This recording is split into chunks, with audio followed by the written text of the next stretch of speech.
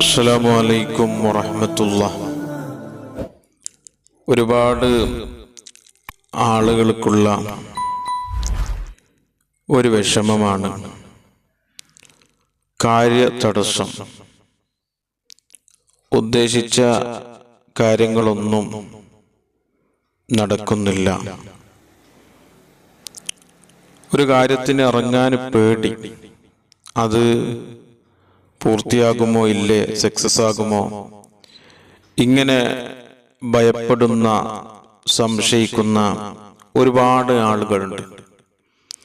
അവര് പതിവാക്കേണ്ട, ചൊല്ലേണ്ട ഏറ്റവും പ്രധാനപ്പെട്ട മഹത്തായ, പെട്ടെന്ന് ഫലം ലഭിക്കുന്ന ദിക്ർ ഏതാണ്? അള്ളാഹുവിൻ്റെ അസ്മാകളിൽപ്പെട്ട ഏറ്റവും പ്രധാനപ്പെട്ട ഒരു ഇസ്മാണ് അസീസ് എന്ന ഇസ്മ. അസീസ് എന്ന ഇസ്മ നാം എങ്ങനെ ചൊല്ലണം? അള്ളാഹുവിൻ്റെ മഹാരഥന്മാരായ ആരിഫീങ്ങളെ നമ്മെ പഠിപ്പിക്കുന്നു.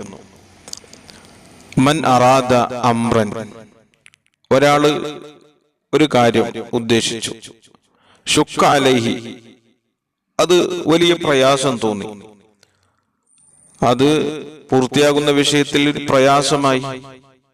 എന്നാൽ അവന് ചെയ്യേണ്ടത് ഫല്യഖ്റഅ്, അവൻ ചൊല്ലട്ടെ, അവൻ ഓതട്ടെ, അവൻ പറയട്ടെ, യാ അസീസ്, യാ അസീസ് എന്ന ഇസ്മ ദിക്ർ ബഅദ സ്വലാത്തിൽ മഗ്രിബ്, മഗ്രിബ് നിസ്കാരത്തിന്റെ ശേഷം, മഗ്രിബ് നിസ്കാരം കഴിഞ്ഞതിന്റെ ശേഷം, മഗ്രിബ് നിസ്കാരത്തിന്റെ ശേഷമുള്ള ദിക്റുകൾ, ദുആകൾ കഴിഞ്ഞതിന്റെ ശേഷം 12 മറ, 12 വട്ടം.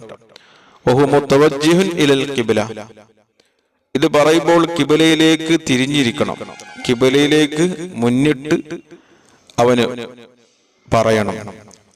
വല്യഫലു ദാലിക, ഇത് അവന് എത്ര ദിവസം ചൊല്ലണം?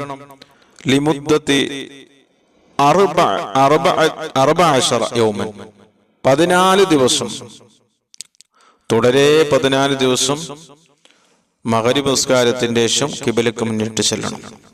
ബിദൂനി ഇൻഖിതാഇൻ, അതിന്റെ ഇടയിൽ ഒരു മുറിയാൻ പാടില്ല. 14 ദിവസം തുടരെ 14 ദിവസം ചെല്ലണം. യതഹഖഖു മുറാദു, അവന്റെ മുറാദ്, അത് എന്ത് മുറാദാണോ ദൃഢമായി അവന്റെ മനസ്സിലുണ്ടാകണം.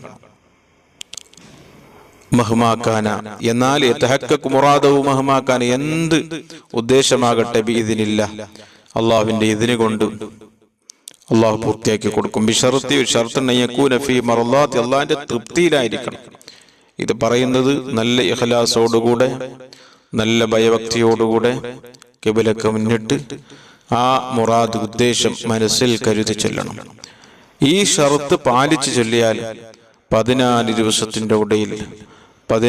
ദിവസത്തിന്റെ ഇടയിൽ അള്ളാഹു നമ്മുടെ എല്ലാ ഉദ്ദേശങ്ങളും അള്ളാഹു പൂർത്തിയാക്കി തരും. നാം ഭയക്കുന്ന എല്ലാ കാര്യങ്ങളിൽ നിന്നും അള്ളാഹു നമ്മെ രക്ഷപ്പെടുത്തും. റബ്ബ് സുബ്ഹാനഹു വ തആല നമുക്ക് തൗഫീഖ് ചെയ്യട്ടെ. നമ്മുടെ എല്ലാ ഉദ്ദേശങ്ങളും അള്ളാഹു പൂർത്തിയാക്കി തരട്ടെ.